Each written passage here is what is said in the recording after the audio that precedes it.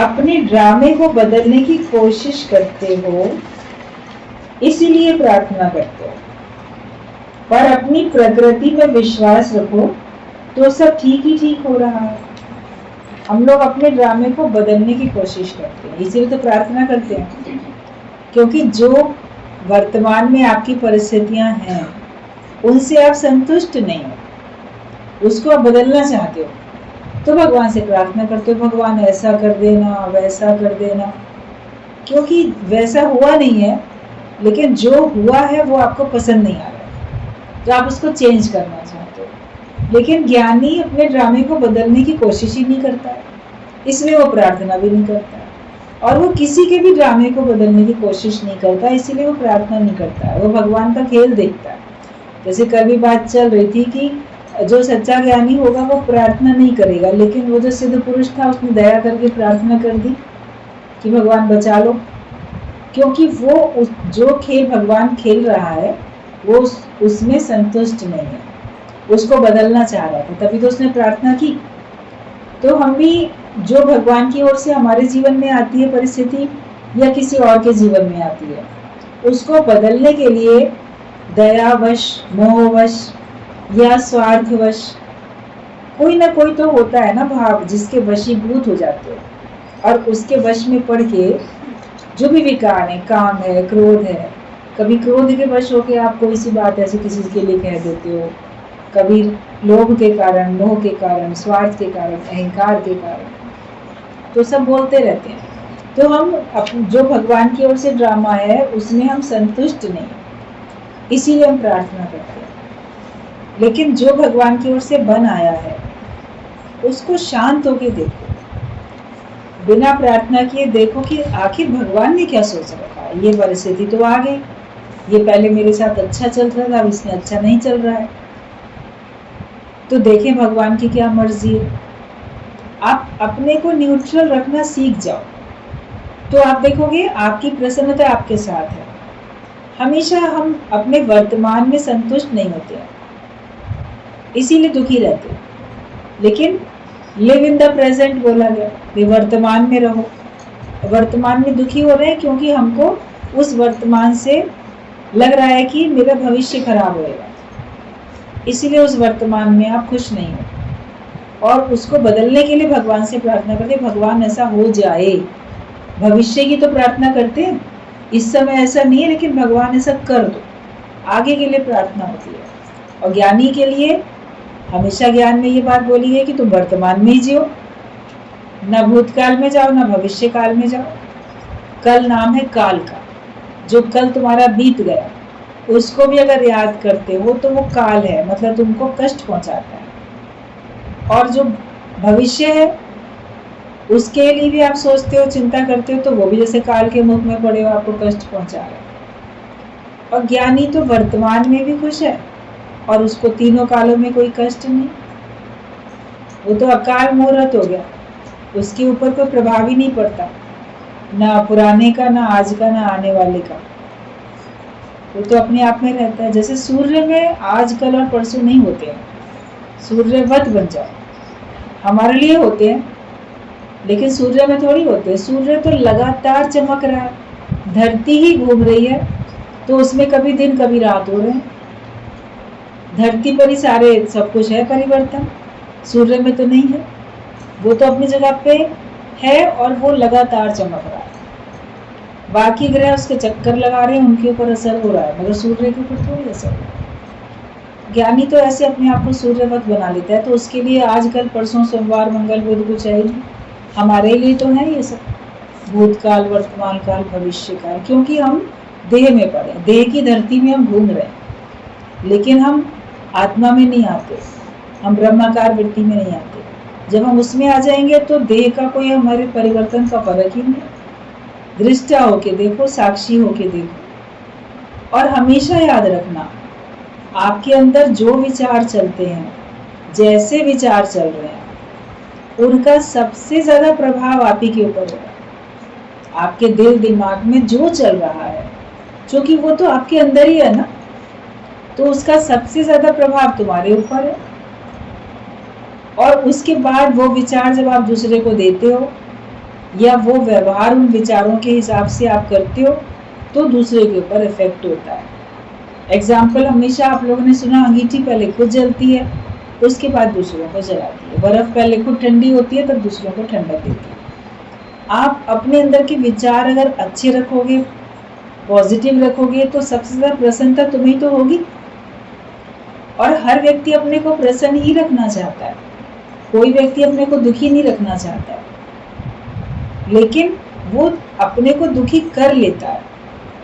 दूसरा उसके अंदर आ जाता है, परिस्थिति बदलने की कोशिश करता है, इसीलिए वो दुखी हो जाता है।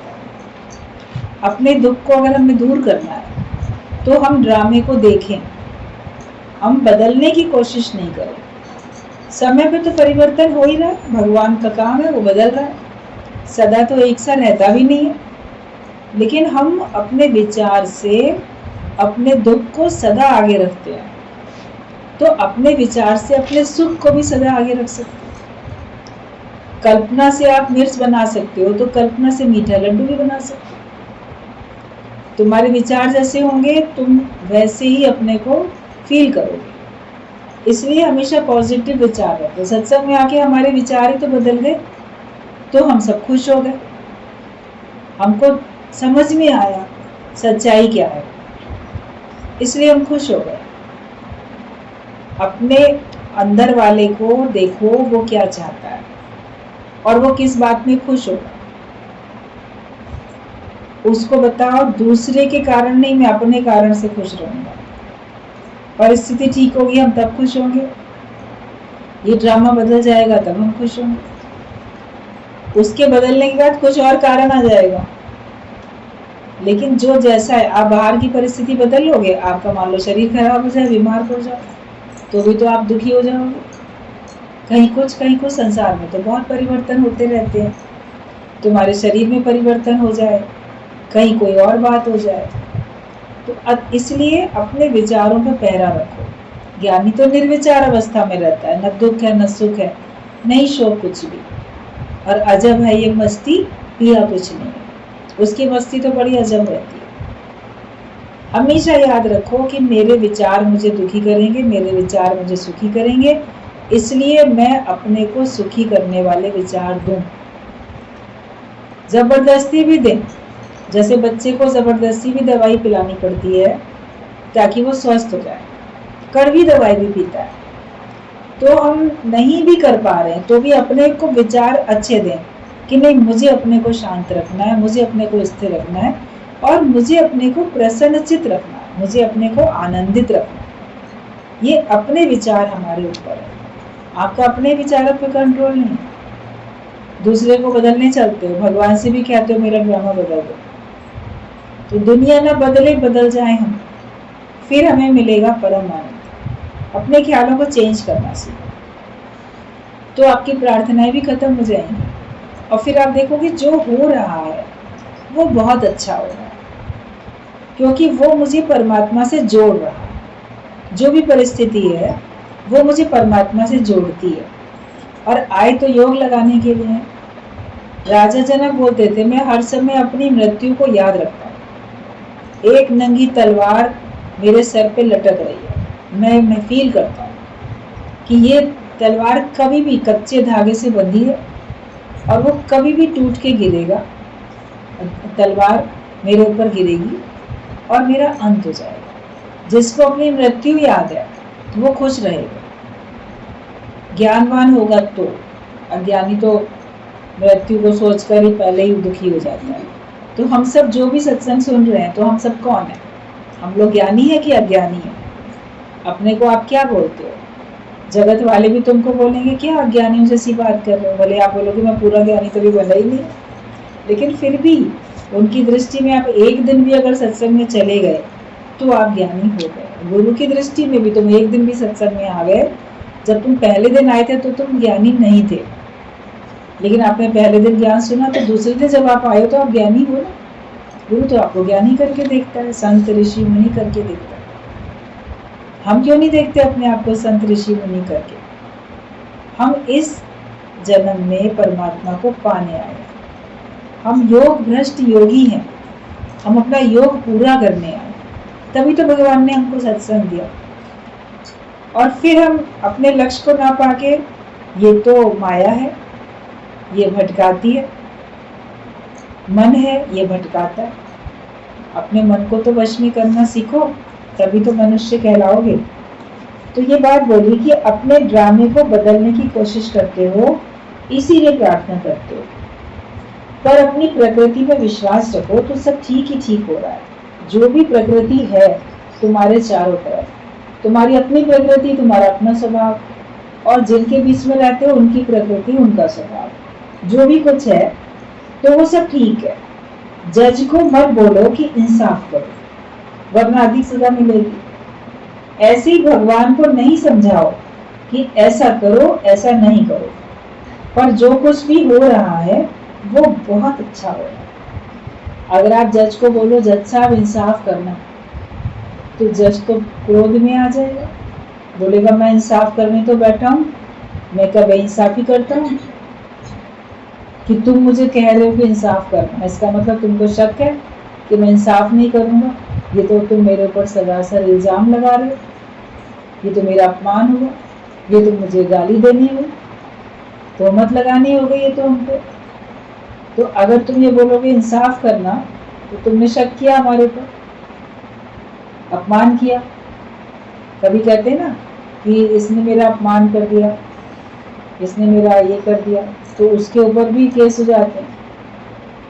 इसने हमको अपशब्द बोले, गाली दे दी, उसके ऊपर भी आप केस कर देते हो और उसका भी उसको दंड भुगतना पड़ रहा है। जिसने अपमान किया तो उसको भी देना पड़ता है कि आपने दूसरे का मान सम्मान को ठेस पहुंचाई।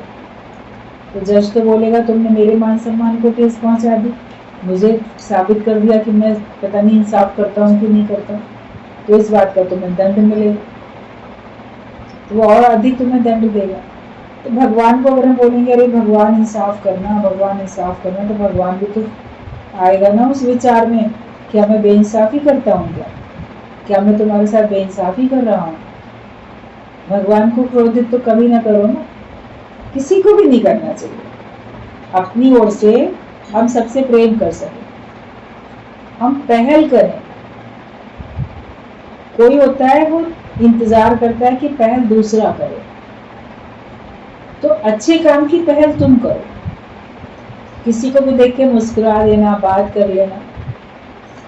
अभी कल परसों से भी रोज ये बात चल रही है, त्योहारों का सीजन है ये, कि आप पहले अपनी ओर से किसी को मुस्कुरा लो, बात कर लो।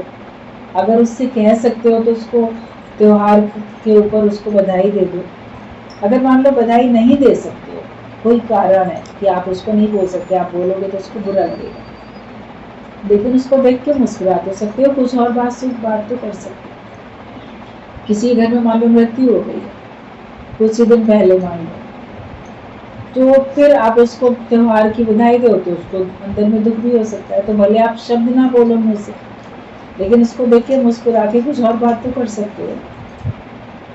तो हमें अच्छा काम जो है उसकी इंतजार नहीं करना चाहिए कि दूसरा कर ले।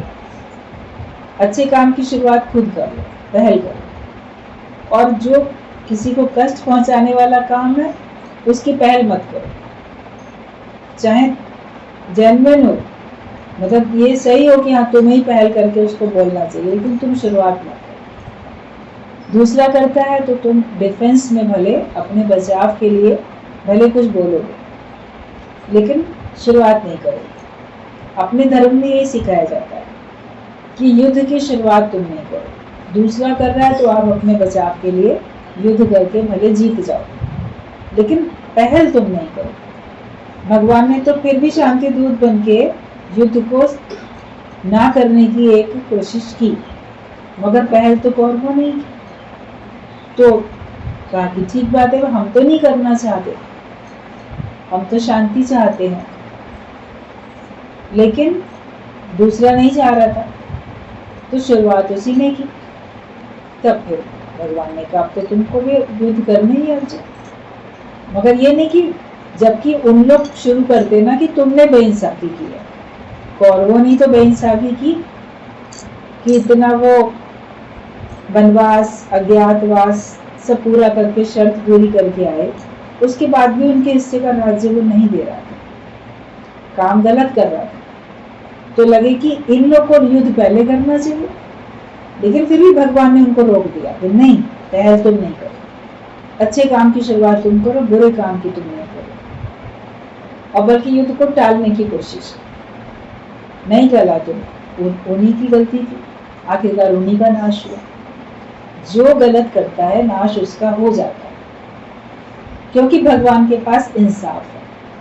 हम भगवान के किए में बेइंसाफी कभी ना देखें, ये भगवान के ऊपर इल्जाम लगाना होता है, दोष लगाते हैं। तो तुम भगवान को नहीं समझाओ, जज को मत बोलो कि इंसाफ करो वरना अधिक सजा मिलेगी, और भगवान को भी नहीं समझाओ कि ऐसा करो ऐसा नहीं करो। पर जो कुछ भी हो रहा है वो बहुत अच्छा हो रहा है, उसको बहुत अच्छा समझो, केवल अच्छा नहीं, अरे बहुत अच्छा हो रहा है। मतलब जो आपके मन के पसंद का काम होता है ना, कहते बहुत अच्छा, बहुत शब्द लगा देते हैं क्योंकि आपके मन के पसंद का काम है। तो भगवान जो कुछ करते हैं बोलो बहुत अच्छा, वेरी गुड, बहुत बढ़िया, वेरी गुड, वाह वाह, हर बात में वाह वाह। आया है तो कभी किसी बात में हमें करनी ही नहीं है। तो जो कुछ भी हो रहा है वो बहुत अच्छा हो रहा है। कोई भी हालत आए तो समझाओ कि ये हालत मुझे सिखानी आई। कोई भी परिस्थिति तुम्हारे जीवन में आती है, कैसी भी हालत भगवान ले आता है, उसमें आपका मन उसको स्वीकार नहीं करना चाहता है, लेकिन उसमें आप अपने मन को सिखाओ कि नहीं मन, ये जो परिस्थिति आई है ये मुझे कुछ सिखाने के लिए आई है, क्योंकि मैं दुनिया में सीखने ही तो आया, और अच्छी बात सीखने आए, बुरी बात सीखने तो नहीं है, हम तो अच्छी बात सीखने आए। और ज्ञान में आ गए तो हम तो ब्रह्म ज्ञान सीखने के लिए आए। जब तक जीवन है हम सीखते ही रहेंगे। तो जो भी विपरीत परिस्थिति आती है तो ये समझो कि वो हालत मुझे कुछ सिखाने आई है, उसमें शिकायत नहीं करोगे, फिर उसमें अच्छा लगेगा, चलो ठीक है हमने आज ये बात भी सीखी, हमने ये बात भी सीखी, अभी तक ये नहीं सीखा था तो वो ये भी सीख लिया। सीखने के लिए कोई उम्र नहीं होती कि इस उम्र के बाद हम सीखेंगे नहीं। आप किसी भी उम्र में कुछ भी सीख सकते हो, जब जो मौका मिल जाए। जो अच्छा काम है, बुरा काम मत सीखो, लेकिन अच्छा ही काम सीखो, और उसमें आपको चेंज होगा तो आपको खुशी मिलेगी। कोई नई चीज सीखने में आपकी आंखें अगर ठीक है तो आप कुछ देखने का काम कर सकते हो, आपको लिखना आता है कुछ लिखने का काम कर सकते हो, आपके हाथ ठीक है तो हाथों से आप कोई काम कर सकते हो, आप बोल सकते हो तो कुछ अच्छा आप बोल सकते हो, आपके पैर ठीक है तो आप कुछ चलने का, डांस का, कोई भी काम सीख सकते हो, किसी भी उम्र में सीख सकते हो, जिसमें आपका मन भी खुश रहे और किसी को नुकसान भी ना हो। तो आप अपने अंदर में नए नए शौक, उनसे आपको लगेगा कि हमारे पास जैसे अब बहुत कुछ है, उमंग है, उत्साह है। वरना ओल्ड एज में आके खास करके कोई काम अब बचता नहीं है, रिटायरमेंट हो गई, अब क्या करें, या शरीर ने रिटायरमेंट दे दी, अब घर के लोग सब और लोग संभालते हैं, आप बड़ी उम्र के हो गए हो, आपका बिजनेस, आपका घर, वो सब संभालने के लिए परिवार में भगवान की कृपा से और लोग हैं, तो आप बोलते हो अब हम क्या करें। तो कुछ नया नहीं सीखते हो, कुछ नहीं करते हो, तो उन्हीं लोगों के काम में इंटरफेयर करते हो, तो घर में लड़ाई झगड़े होते हैं, मनमुटाव होते हैं। सत्संग में आ गए तो आपने नया सीखना शुरू कर दिया, अब आपका जीवन ज्ञान के मार्ग पे चला जाता है। उसमें भी जो खाली टाइम होता है उसमें गुरु निष्काम कर्म बताता है, कार्य करो, इच्छा और अहंकार से रहित होते रहो, सबके अंदर ये ज्ञान का प्रकाश फैलाओ। अपने घर में तो खूब दिए जला लिए, मोमबत्ती जला ली, लाइटिंग कर ली, झालर लगा दी, सब कर ली, लेकिन सबके जीवन में जो अंधेरा, मन में जो अंधेरा है, मन में दिया तो जला ले। अपने मन में भी अज्ञानता का अंधेरा है, उसमें भी ज्ञान का दिया हर वक्त जला के रखो, और हर एक के अंदर अज्ञान का अंधेरा है, उसको जला के रखो। आप बोलोगे नहीं उसके अंदर तो ना ज्ञान की ज्योत जल रही है, लेकिन जले हुए के पास भी तो आपको पास में खड़े होना है, ताकि चिराग तले जो अंधेरा था वो दूर हो जाए। उसके अंदर ज्योत तो जल रही है, मगर उसके भी अंदर कहीं ना कहीं अहंकार, विकार, कुछ अज्ञान बाकी है। तो उसको दूर करो। फिर तो अकेला दिया जलता रहता है तो चारों तरफ तो प्रकाश फैला देता है, मगर बिल्कुल उसके नीचे थोड़ा सा तो अंधेरा दिखता है। कभी महसूस किया होगा, गौर किया होगा इस बात को कि चिराग का जो दिए का जो अंधेरा है उसके नीचे का, वो कैसे जाता है? जब उसके इर्द गिर्द और जलते हुए दीपक रखे होते, तब एक दूसरे के प्रकाश से एक दूसरे का जो छिपा हुआ अंधेरा है वो चला जाता है। तो जो छिपा हुआ हमारे अंदर में अज्ञान है, गहराई में पड़ा है, सूक्ष्म में है, उसमें स्थूल का तो दूर कर लेते हो, सूक्ष्म में है, कारण शरीर में है, वो फिर ज्ञानियों के संग में जाता है। कोई ज्ञानी है तो उसका भी तो संग करोगे ना। किसी के पास कोई पहले कहीं सत्संग में जाता है तो उसके पास भी तो जाओगे, तो देखोगे दोनों का ही फायदा होगा। उसका भी अंधेरा मिटा, तुम्हारा भी अंधेरा मिटा। तो हर परिस्थिति हमें सिखाने के लिए आती है। गुरु का प्रेम किसी को सिखाना नहीं है। हम सिखाएं, आप प्रेम को नहीं सिखा सकते, आप सेवा करनी बता सकते हो, आप आज्ञा मानना बता सकते हो, आप और कुछ बता सकते हो, लेकिन आप प्रेम को सिखा नहीं सकते हो। आप प्रेम को रटाओगे किसी को तो क्या वो प्रेम उसके अंदर से पनपेगा? भगवान के लिए भी नहीं पनपेगा, गुरु के लिए भी नहीं, किसी के लिए भी नहीं। आप किसी को जबरदस्ती प्रेम सिखा नहीं सकते। आप बोलो नहीं, इसके साथ ना प्रेम से बोलो, इसके संग प्रेम का व्यवहार करो, तो आप कितना भी सिखा लोगे, लेकिन आप उसको प्रेम नहीं सिखा पाओगे। वो उसके अंदर की भावना है। जब उसके अंदर की भावना होगी तभी वो किसी के साथ प्रेम का व्यवहार कोई कर सकेगा, चाहे वो सांसारिक व्यक्ति हो या गुरु हो या भगवान, कोई भी। आप जबरदस्ती किसी को प्रेम नहीं सिखा सकते। आपको लगेगा सत्संग में कई लोग आते हैं जिनका ना गुरु से प्रेम नहीं है, चलो उनको प्रेम सिखाएं, तो आप प्रेम नहीं सिखा पाओगे। आप उनको और कुछ मदद कर सकते हो, लेकिन ये है कि आपका संग अगर आपके अंदर प्रेम है और आप उसमें खुश रहते हो, आप उनको ज्ञानवान बनाओ, उनको ज्ञान के हिसाब से जीवन जीना सिखाओ, आज्ञा में चलना सिखाओ, संग करना सिखाओ, तो उनके अंदर भी प्रेम जागृत हो जाएगा। परमात्मा के लिए भी, गुरु के लिए भी और सर्व के लिए। गुरु तो हमको सबके लिए प्रेम करना सिखा देते हैं। तो गुरु का प्रेम किसी को सिखाना नहीं है। प्रेम तो अंदर की उमंग है। जिसको उमंग आएगी वो रह नहीं सकेगा, वो सत्संग में आए बिना रह नहीं सकेगा, वो गुरु का संग किए बिना रह नहीं सकेगा, गुरु से बात किए बिना रह नहीं सकेगा। जिसके अंदर में उमंग हो, आप जबरदस्ती सिखा पढ़ा के किसी को अपने संग ले आओगे, कितने दिन लाओगे? वो फिर नहीं आएगा, वो फिर बैठ जाएगा। तो जिसको उमंग होगी वो आएगा और वो रह नहीं सकेगा। सत्संग में कौन लोग आते हैं? नियम से कौन लोग आते हैं? जिनके अंदर प्रेम है वो नियम से आते हैं, और जिनके अंदर प्रेम नहीं है वो बोलते हम तो घर बैठे सुन लेते। अभी तो ऑनलाइन का ज़माना है तो और उनको आलस से आ गया, और उनको आसानी हो गई कि नहीं हम ऑनलाइन सुन लेते हैं, या कोई आता है वो हमको बता के जाता है तो हम सुन लेते हैं। तो उनको केवल ज्ञान की वाणी से तो प्रेम है, गुरु से तो प्रेम नहीं है। और उस वाणी से प्रेम होगा तो गुरु से हो जाएगा। वाणी से भी हकीकत में प्रेम नहीं है, एक आदत पड़ गई है सुनने की। आप सुनो तो कभी ना कभी तो आपका मन होगा ही ना कि हम जाएं और मिल के आए। बाहर से भी तो आप सत्संग में आओगे, और किसी का प्रेम ही खींचता है। आपका प्रेम आपको खींचता है जो आप जाते हो, और वहां का प्रेम खींचता है आपको जो आप आते हो। तेरा प्यार खींच के लाया मोहे सांवरिया तेरे द्वारा। तो सत्संग में भी गुरु का प्रेम हमको खींचता है, और हमारा भी प्रेम है तब खींचता है। इसलिए आप किसी को प्रेम सिखा नहीं सकते। जिसको उमंग होगी, ये प्रेम अंदर की उमंग है। जो प्रेम सिखाया जाता है वो आर्टिफिशियल है। अगर आपको सिखाना पड़ रहा है किसी को प्रेम, तो वो तो फिर दिखावे वाला आर्टिफिशियल है। एक असली फूल होते हैं, एक आर्टिफिशियल होते हैं। आर्टिफिशियल देखने में बिल्कुल असली लगते हैं, मगर उनमें केवल देखने मात्र के असली हैं। उनमें वो ताजगी नहीं, उनमें वो कोमलता नहीं, उनमें वो सुगंध नहीं, उनमें वो सामर्थ्य नहीं कि वो भौरों को, तितलियों को, मधुमक्खियों को अपनी ओर आकर्षित कर सके।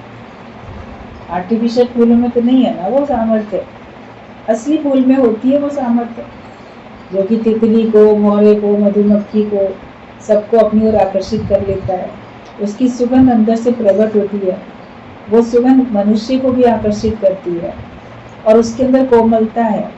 आप असली फूल को टच करोगे तो वो कितना कोमल है। आर्टिफिशियल देखने में तो लग रहा है मगर उसमें वो कोमलता तो नहीं है, उसमें वो ताजगी भी नहीं है।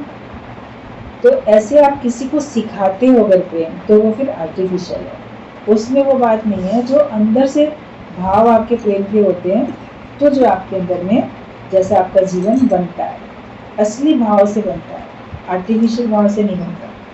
तो जो प्रेम सिखाया जाता है वो आर्टिफिशियल है। जो सच्चा जिज्ञासु होगा वो सर्व से प्रेम करने के सिवाय रह नहीं सकेगा। अगर आप सच्चे जिज्ञासु हो, मतलब ज्ञान की भी जिज्ञासा अगर सच्ची है, तो आप देखोगे कि आप सबके साथ प्रेम करोगे। फिर ये नहीं होगा कि मैं इसके संग प्रेम, हाँ इसके संग प्रेम ना, आपका सर्व के साथ होगा। और अगर आपका सर्व के साथ प्रेम नहीं है तो अभी आप सच्चे जिज्ञासु नहीं, अभी आप सच्ची तरीके से ज्ञानवान बनना नहीं चाहते। जो सचमुच में इस जन्म में ब्रह्मज्ञानी बनना चाहेगा, जो सचमुच में इस जन्म में योग लगाना चाहेगा, मुक्त होना चाहेगा, जो आवागमन के चक्कर से छूटना चाहेगा, वो फिर सबके साथ प्रेम करेगा, उसका सर्व के साथ प्रेम होगा। तो जो जिज्ञासु होगा वो सर्व से प्रेम करने के सिवाय रह नहीं सकेगा। नामदेव को किसने सिखाया कि कुत्ते को भगवान देखो और रोटियां जाकर खिलाओ? मीरा को किसने सिखाया कि सांप में जाकर भगवान देखो? प्रेम सिखाने से नहीं सीखते, प्रेम अंदर की भावना है। नामदेव को तो किसी ने नहीं सिखाया था कि कुत्ता आएगा तो तुम उसको प्रेम से भगवान करके देख लेना, उसको रोटी दे देना। उसके अंदर में भावना थी। अगर कुत्ता उसके हिस्से की उसकी रोटी लेके जाने भी लगा, वरना तो कोई अपने लिए 2 रोटी मान लो 4 रोटी बना रहा है और खाएगा, उसके बाद भगवान की भक्ति करेगा। उसमें कोई आके एकदम से आके खुले में बना रहा है कोई। कई बार पुराने ज़माने में अभी भी कभी झोपड़ी होती है तो घर के अंदर नई रसोई बनाते हैं, बाहर बरामदे में या कहीं ऐसे, वहाँ पे चूल्हा या अंगीठी जलती है खुले में और वहाँ पे खाना बना लेते हैं। और कुत्ता अगर आके एकदम से रोटी लेके गया तो अगला इंसान दूसरा कोई हो तो वो तो गुस्से में आ जाए। लेकिन नामदेव की दृष्टि ऐसी बन गई थी, भगवान, अरे भगवान है, अरे भगवान, उसने अपने लिए भी रोटी में घी लगाने के लिए रखा था। तो बोला कि अरे तुम रूखी रूखी लेके जा रहे हो, घी तो लगा दो इसमें। तो ये बात क्या सिखाई थी किसी को? किसी को सिखाई जाती है ये बात? नामदेव को सिखाई थी क्या किसी ने? उसके अंदर की भावना थी। तो हम किसी को देख के क्यों धिक्कार देते हैं? कोई कुत्ता है तो अपनी योनि से, अपने कर्मों से बना है, लेकिन तुम्हारे संपर्क में आया है, तुम ज्ञानवान हो, तो तुम तो उस पर अच्छी भावना रख के दृष्टि डालो। तुम्हारी अच्छी भावना से उसका भी जीवन अच्छा बन जाए। तो उसको तो किसी ने नहीं सिखाया, तो हम क्यों किसी भी पशु पक्षी के संग हिंसक प्रवृत्ति अपनी रखते हैं? क्यों किसी के संग हम मारपीट करें? न मनुष्य न पशु पक्षी, भगवान की बनाई हुई जो भी सृष्टि है उसमें जितने जीव हैं, हम सबको देख के भगवान का भाव है कि वाह भगवान तुम इस रूप में, वाह भगवान तुम इस रूप में। तो नामदेव को किसने सिखाया कि कुत्ते भगवान देखो रोटियां जाकर खिलाओ? मीरा को किसने सिखाया कि सांप में जाकर भगवान देखो? अभी कोई सांप जैसा आ जाए, सचमुच का सांप आएगा तो आप थोड़ा तो बचाव करोगे, लेकिन देखो कि भगवान इस रूप में आ रहा है। मगर मीरा ने तो सचमुच के सांप को तो देख ही लिया, भगवान इस रूप में आया।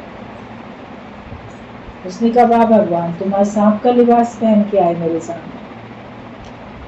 तो वो उसके लिए सांप जो था फूलों का हार बन गया।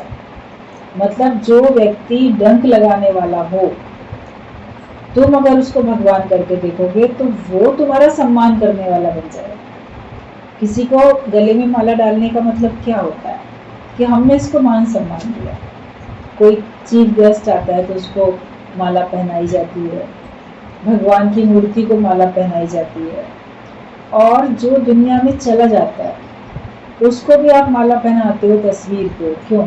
कि नहीं, हम आज भी आपका सम्मान करते हैं।